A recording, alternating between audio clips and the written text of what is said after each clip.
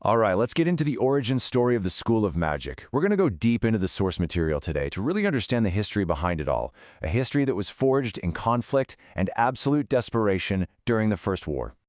And this really is the central question, isn't it? We all know the School of Magic as this incredible beacon of cooperation, but it was literally founded on the ashes of a world that knew nothing but division. So how on earth does a legacy of unity get forged from an age of just unending war? To figure that out, we have to go all the way back to the beginning. To get the full picture, you first have to understand the world before the school. Long before it was even a thought, the world was ruled by four immense powers. Four great factions, and each one was absolutely convinced that they held the key to the future. And just look at how fundamentally different they were. You had Aureolus, the Skywatchers, drawing their power from the stars and lightning, always trying to divine the future. Then there was Ignara, true masters of alchemy, shaping fire and earth in these massive volcanic halls. Liquillus controlled all the world's waterways, their power as constant as the currents, which gave them control over knowledge and trade. And finally, Terravin, who were the guardians of the world's ancient memory, deep within living wood and granite. Each one powerful in their own right, and each one incredibly proud. And of course, with that much pride comes endless rivalry. And this wasn't some Cold War, oh no. This was a constant, simmering conflict that was basically baked into their very nature. The Auralis, masters of the sky, would call down these furious thunderstorms, trying to break through the massive firewalls of the Ignara. Meanwhile, Liquillus would literally redirect entire rivers to try and starve out the deep-rooted cities of the Terravin, who would just answer back with earthquakes that shatter their aqueducts. For generations, this was just the way of the world, a constant state of conflict. But then, something changed. An outside force arrived, one that didn't care one bit about their politics or their power, a threat that was about to unravel everything they thought they knew. You know, it started as just a whisper, this eerie, creeping darkness. And it wasn't a sickness of the body. It was an illness of life itself. It just devoured warmth, light, vitality, turning whole forests to ash and freezing the very air you breathed. Yeah, this was no natural disaster. A cosmic rift, a Terran reality, had opened to the realm of the dead, and through it poured the Hollowborn. These things weren't soldiers you could fight or disease you could cure. They were pure consumption, beings made of hunger that fed on the very essence of life.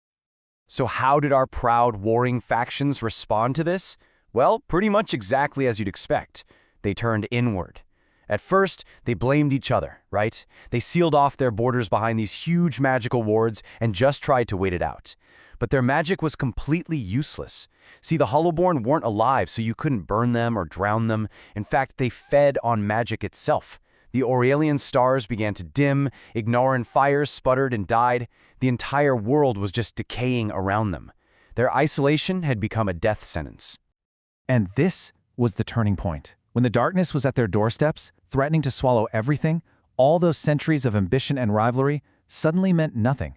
As the histories tell it, ambition gave way to survival. In the shadow of ruin, even the most ancient rivalries had to bend. So, faced with total annihilation, the greatest mages from all four factions did the one thing they had always refused to do. They came together. On neutral ground, they performed this desperate, world-changing ritual.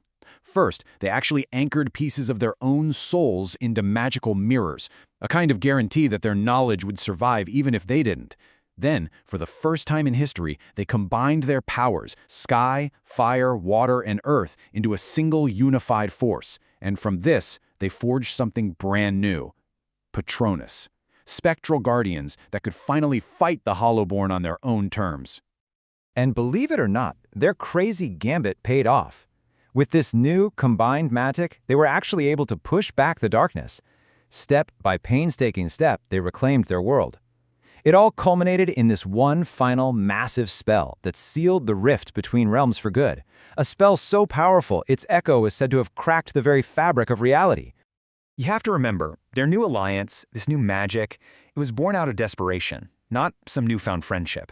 It was a strained, difficult trust. As the source material puts it, it was as fragile as spider silk, strong as steel. But in the end, when it mattered most, it was enough. It held. So, the war was won. The darkness was pushed back. But what happens then? How do you rebuild a world, and how do you rebuild yourselves after a catastrophe like that? And that brings us to the legacy of that choice. Right there, in that same hidden valley where they first united, they chose to build something permanent, a place dedicated not to rivalry, but to preserving the knowledge and that fragile balance that had saved them all. And there it is, the answer to our question. The School of Magic was founded not as a fortress, but as a living monument to their unity. And here's the truly brilliant part. They didn't erase their old identities. They transformed them. The 4 great factions became the 4 great houses of the school. Their unique skills and their histories were preserved, but now they were working together, inside a single institution. Ultimately, the school is so much more than just a building. It became their final combined spell, a living testament to their alliance. Its very stones are still infused with their magic, and its halls practically breathe with the memory of that moment they chose unity over annihilation.